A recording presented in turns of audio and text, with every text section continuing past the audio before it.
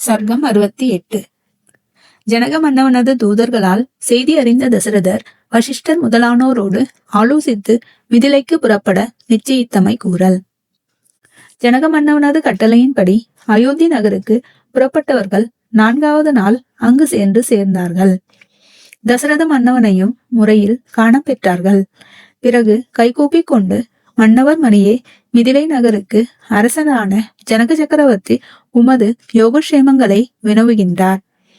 அன்றியும் தமது புதல்வியாகிய சீதைக்கு விவாக சுருக்கமாக வைக்கப்பட்டிருந்த வில் நெடுநாளாக ஒருவராலும் எடுக்கவும் முடியாதபடி இருந்து இப்போது உமது திருக்குமாரரான ராமபிரானால் எடுத்து வளைக்கப்பட்டு முறிபட்டதனால் ஏற்கனவேயுள்ள பிரதிஜையின்படி சீதையை ராமனுக்கு கொடுத்து திருக்கல்யாணம் நடத்த நிச்சயித்திருப்பதை நீங்கள் இசைந்து சப் பரிவாரராய் மிதிலாபுரிக்கு விஜயம் செய்து சுபகாரியத்தை சடக்கென நிறைவேற்ற வேண்டுமென்றும் வேண்டிக் கொள்கிறார் என்று விண்ணப்பம் செய்தார்கள்.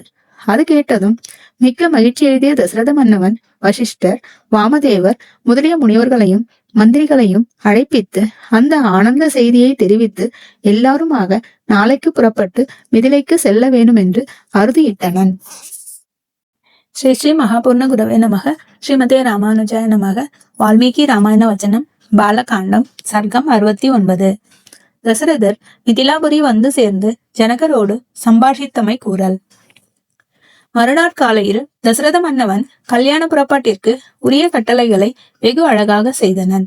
சேனைகளும் பல்லக்குகளும் தேர்களும் காலாட்களும் புரோகிதர்களும் முன்னே புறப்பட்டு போக வேண்டும் என்று துரிதப்படுத்தி அண்ணனமே அனைவரையும் பல பல அலங்காரங்களுடனே புறப்பட செய்து தானும் புறப்பட்டு 4 நாள் கடந்து 5ஆம் நாளில் யாவரும் மிதிலாபுரி சென்று சேர்ந்தனர். இவர்களது வருகையை அறிந்து மகிழ்ந்த ஜனக மன்னவன் முறைப்படி எதிர்கொண்டனன். மிக்க பெரும் புகழ் படைத்த தசரத சக்கரவர்த்தியும் வசிஷ்டர் முதலிய மாமுனிவர்களும் தன் இருப்பிடம் நோக்கி வந்தமை பற்றி தனக்குண்டான அளவு கடந்த ஆனந்தத்தை அடிக்கடி விண்ணப்பம் செய்து கொண்டனன். தனக்கும் தனது குலத்திற்கும் பெரும் மேன்மையுண்டான மகாபாகியத்தை வாயார சொல்லிக் கொண்டனன்.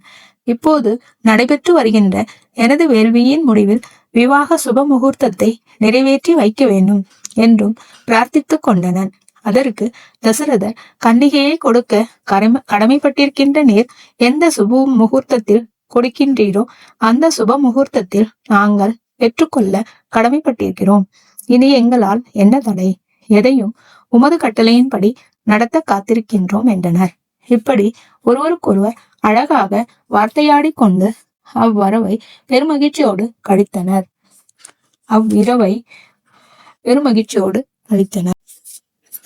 சர்க்கம் 70. வசிஷ்ட முனிவர் இஷ்வாகு சந்தான பரம்பரையை பகர்தல். மறுநாட்காலையில் ஜனக மன்னவன் காலை கடன்களை முடித்துக்கொண்டு புரோகிதரான சதானந்தரை விழித்து, சுவாமின், என்னுடைய இளைய தம்பி குசத்வஜன் என்பவன் இஷுமதி என்கின்ற நதியின் கரையில் சாங்காச்சே என்னும் நகரில் வாழ்கின்றான் அல்லவா? அவனை நான் காண விரும்புகின்றேன். அவனும் இங்கு வந்து சீதா விவாக காட்சியை கண்டு களிக்க வேண்டும் என்று பேசிக்கொண்டிருக்கையில் அங்கு வேலைக்காரர் சிலர் வந்து சேர அவர்களுக்கு கட்டளையிட்டு அனுப்ப அவர்கள் குதிரைகளின் மீது ஏறிக்கொண்டு புறப்பட்டு போயினர். சாங்காச்சிய நகரத்தில் அவர்கள் குசத்வஜரை கண்டு செய்தி சொல்ல அவரும் கேட்டு கழித்து உடனே புறப்பட்டு மிதிலை மாநகர் வந்து சேர்ந்து தமையரான ஜனகரையும் சதானந்தரையும் கண்டு வணங்கி ஆசனத்தில் அமர்ந்தனர்.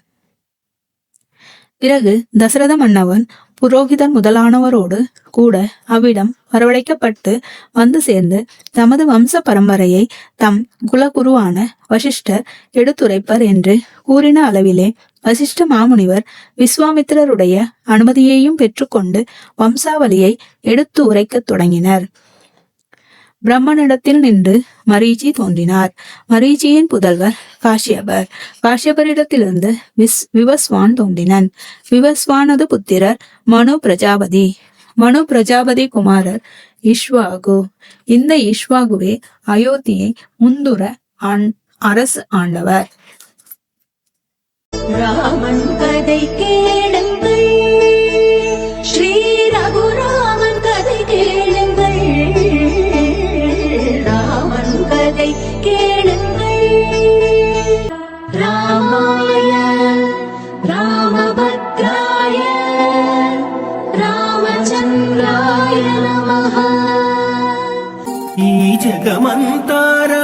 மாயும்.